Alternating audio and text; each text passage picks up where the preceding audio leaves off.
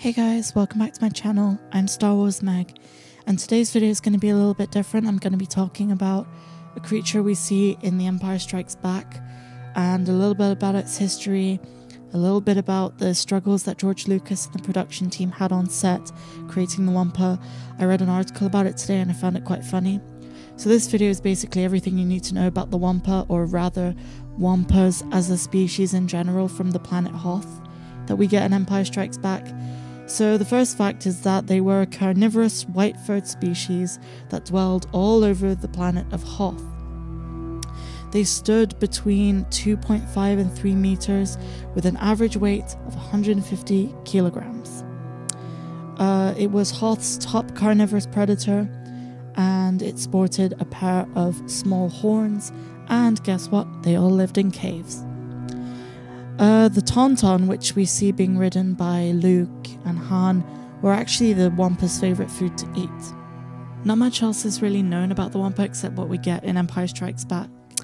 So, just after A New Hope, Mark Hamill, who plays Luke Skywalker, suffered a bad car crash, which left him with some facial deformities and injuries on his face. And it's believed that the Wampa scene where the Wampa attacks Luke was introduced to kind of explain those scars, because they couldn't film Luke with those scars without it actually being explained in the film. Because after all, Mark Hamill is an actor and he's a human being. Luke Skywalker is fictional. So they had to bring those two worlds together, so to speak.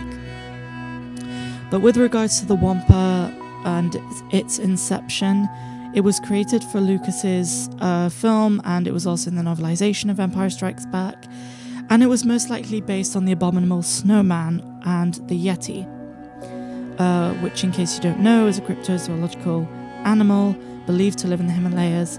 So if you're into conspiracies and if you're into cryptozoology, go look that up. It's quite fascinating, to be sure. So with regards to the scenes of the Wampa, originally the Wampa was actually meant to be portrayed by an actor called Des Webb, wearing a giant suit which was made of sheepskin, and the Hoth planet was filmed in Norway, so they all went there. He put on the suit, and it turns out it was not very human friendly, the suit, and he ended up suffering from bad heat exhaustion. So that was off the table. They'd wasted a lot of time and obviously funding in that endeavour.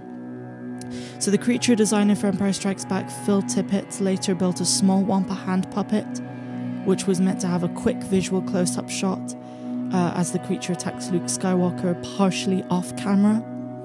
And for the special edition release of the film in 1997, George Lucas decided to expand the Wampa scenes.